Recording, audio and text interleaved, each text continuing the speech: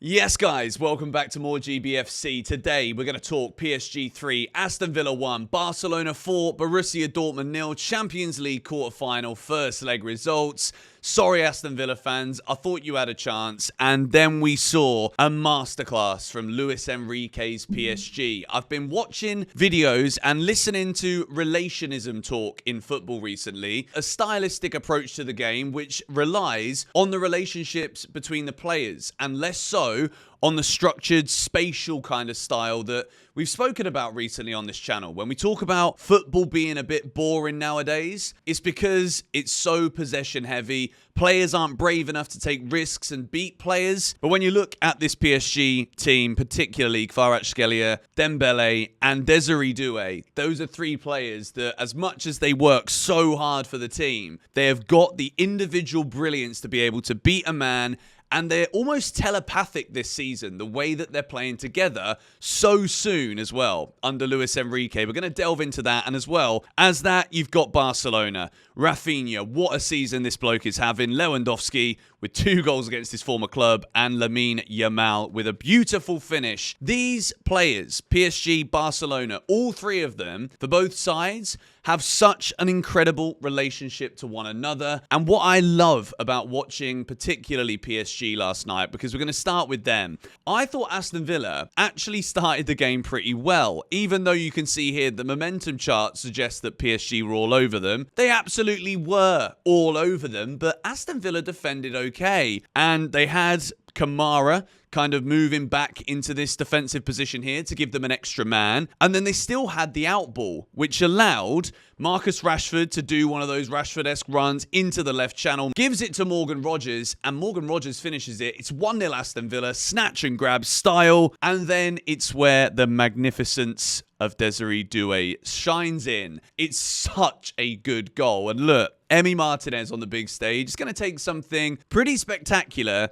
to beat a goalkeeper who actually did have a pretty great game, to be fair. 8 saves Martinez made. That goes to show the dominance that was on show for PSG. But Desire Doué, man, if you haven't heard about this guy now, trust me, he is going to be a mainstay in football for the next few years. An absolute wonder talent coming out of France. And if we take a look, it's so difficult to pin this guy down. He's on the right predominantly, and then he moves over to the left as well. And look at this, 71 touches of the ball. PSG are working so hard to get the ball to this guy. 8 ground duels, 1 out of 13 as well. It's brilliant. The way that PSG have played this game, I want to show you guys something absolutely crazy, because we are here to talk about this front three, right? Kvaratskhelia, Dembélé, Desire Doué. Look at this. Vitinha. Look at where he's playing the majority of this game. 164 touches, 97% accurate passes. Bloody hell, man. This PSG team are something else. There's a video that's going to come, maybe on the main channel, about how, right, you can actually prioritize signing young players, yet still, within a project, just create something magnificent with an elite coach like Luis Enrique. But Vitinha was absolutely superb. João Neves as well. 104 touches, 98% pass accuracy. And let's just get Fabian Ruiz up as well whilst we're here, shall we?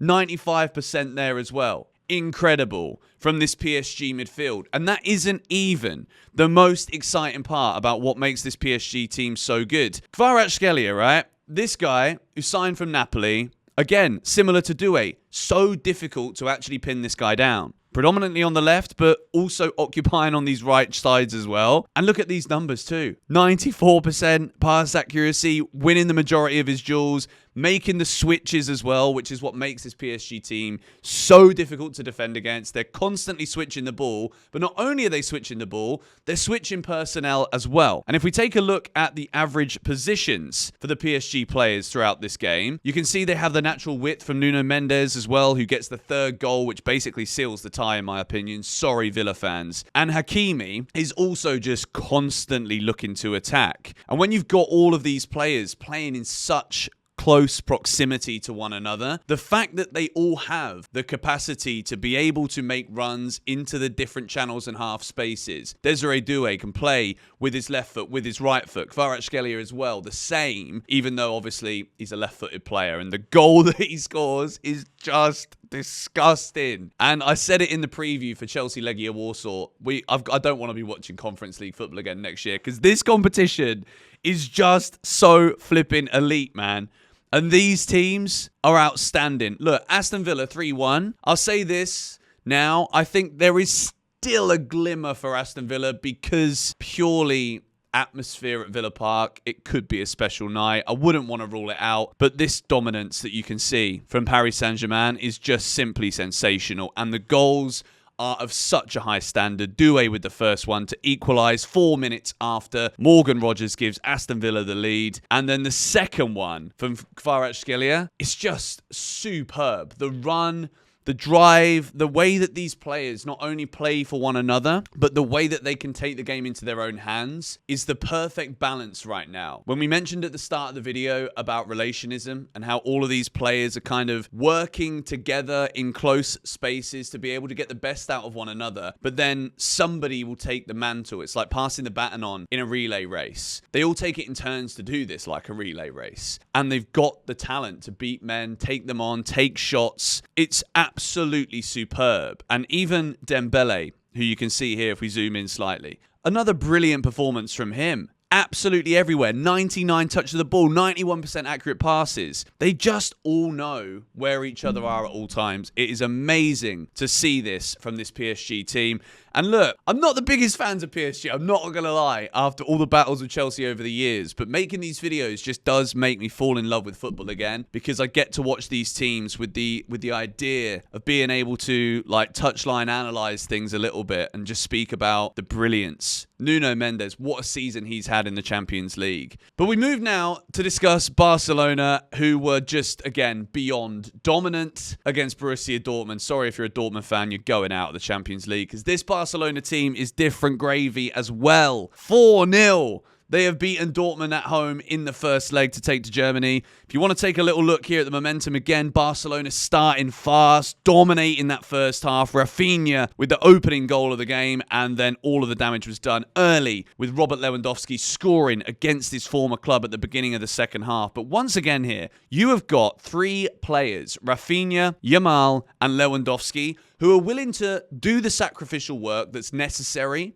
to be a part of this moving cog system within the team, but particularly Rafinha and Lamine Yamal. These guys have just got so much ability, and you can see there's a big difference between what we're witnessing at PSG, where the wingers are getting probably double the amount of touches of the ball, but with Barcelona, it is just very direct, and you can see brilliant numbers again here. Barcelona were just really, really clinical in this game. I think for me, the biggest team performance of the night was PSG, because Aston Villa actually weren't bad, but PSG are just so good. The amount of just pure football dominance that they have. If you take a look at this, though, for Barcelona, 3.71 expected goals, 60% possession, 18 shots of the ball. Dortmund, Kobel kept them in the game. It could have been 5 or 6, to be honest, but again, they're just completely outpassing Borussia Dortmund. If we take a look at PSG, actually, 840 passes. Oh, maybe I don't want Chelsea to be here so that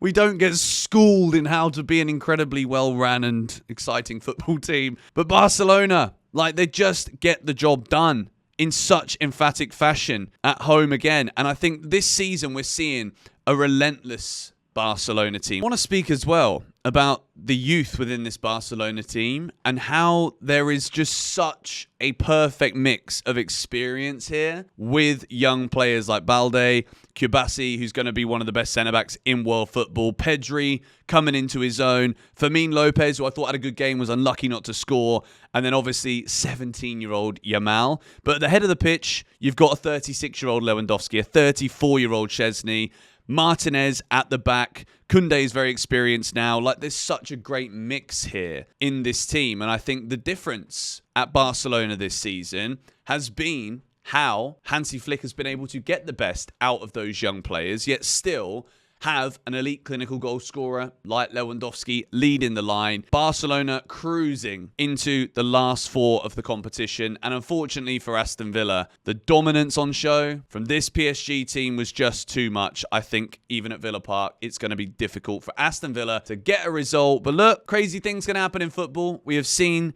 some remarkable comebacks in the past. But I want to end by talking about this PSG team and how I genuinely think that Luis Enrique has spearheaded what is a revolution at this team. Because look at the youth in this team. You've got a 20-year-old Neves, 19-year-old Doué. Like, there's, again, a perfect mix of young players like Nuno Mendes, 22, Pacho, 23, Beraldo, 21.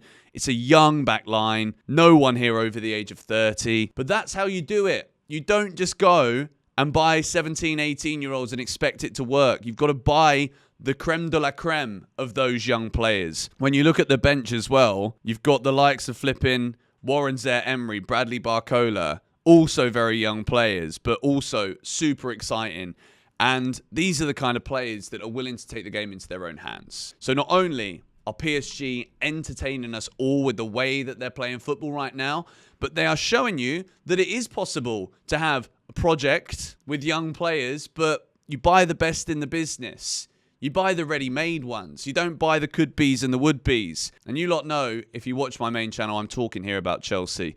And I think there is an even bigger investigation that needs to be had about this here. And I will go into it and probably upload it to GBFC. So yeah, sorry Villa fans, this one wasn't for you. And sorry Dortmund fans, this one wasn't for you. But if you're PSG and Barcelona, thank you for entertaining us. Amazing football, huge night for both of them. I'll see you guys in the next video.